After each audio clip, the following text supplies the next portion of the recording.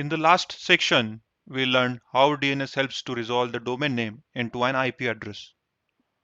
Now let's step back and look at the bigger picture, how DNS system is organized globally.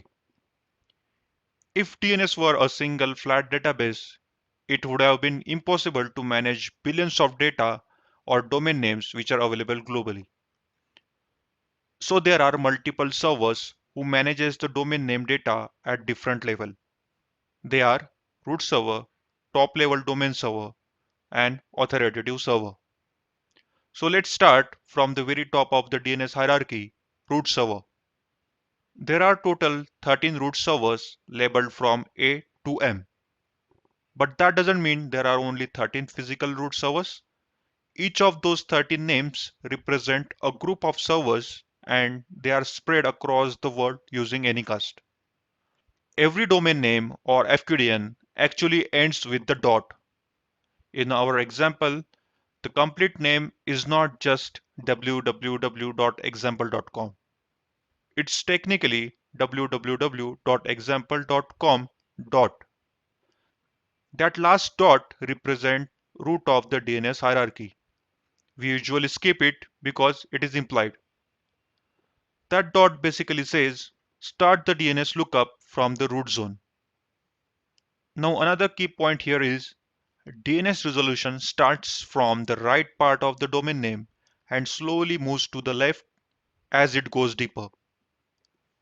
So when resolving www.example.com first thing comes is dot, which points the request to the root server.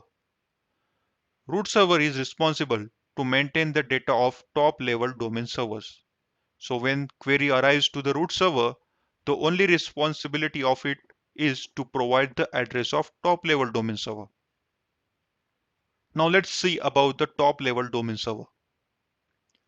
Top level domain servers are the second step in the DNS resolution chain. They don't give you the answer directly, but they guide to find the correct authoritative server.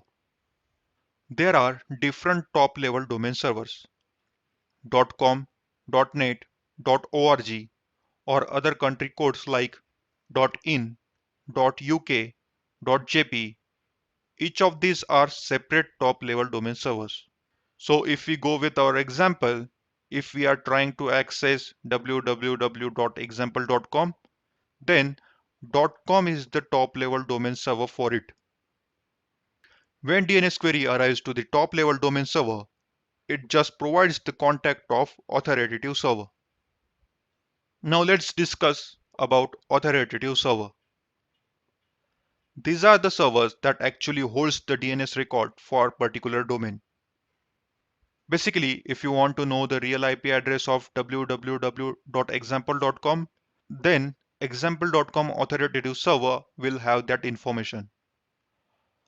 These authoritative servers are configured and managed by domain owner or administrator.